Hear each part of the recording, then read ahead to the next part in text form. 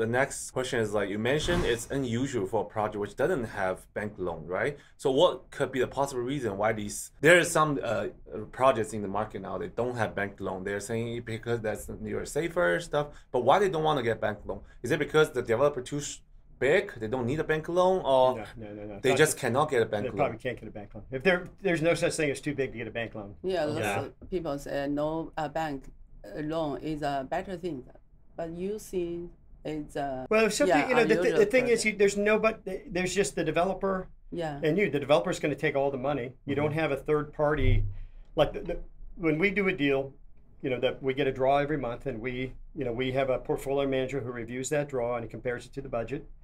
And then once we approve it, we send it to the bank. And the bank actually has a construction manager who goes out to the job site and says, okay, we're paying for the refrigerators and the toaster ovens. And they go and they count all the refrigerators and they count all the toaster ovens. And they're like, okay, that's everything on the job site ties into the monthly draw. I see. There's no supervision. If the EB5 investors don't get to go do that, I mean, you don't have anybody that's going to go make sure that the toaster ovens are getting paid for. So there's no third party holding the money. And when you've had fraud in EB5, it's because there's no third party holding the money. Yeah.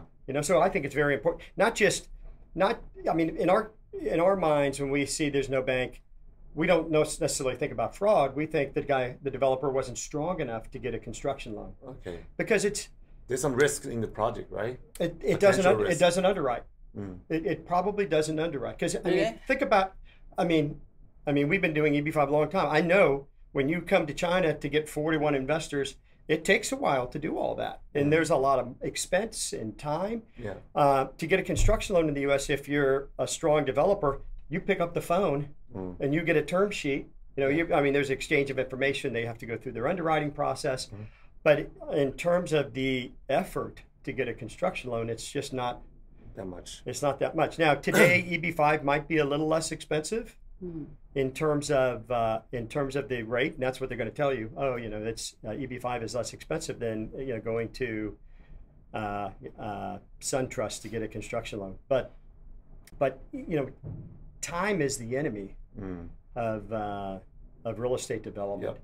And I'd rather get a construction loan for a bank and pay an extra 1% and get that in 30 days or 45 days than spend 9 months trying to get a construction loan from the Chinese marketplace in EB5. Yeah. Okay. So bank loan is very high. The interest rate bank loan is high? Yeah, interest higher than EB5 usually. It probably, not historically. But we've had such a run-up in interest rates in the last 20 months in the U.S. With the floating rate that would used to be LIBOR, now it's called SOFR, has gone from 25 basis points to 5.25. So the Fed has raised interest rates significantly over the last year and a half to try to combat inflation. So, but I think the general hope in the U.S. is that they've been successful at fighting inflation. I mean, you can. It's not necessarily reflected in the employment numbers, but you can feel that the economy is slowing down in the U.S. Consumers credit card debt is very, very high right now, and the consensus is that the economy is going to slow in 2024, and then interest rates. It'll give the Fed the ability to start managing interest rates back down again. So, yeah. So I mean, I think cycle, right? Yeah, so it will go down again. Right.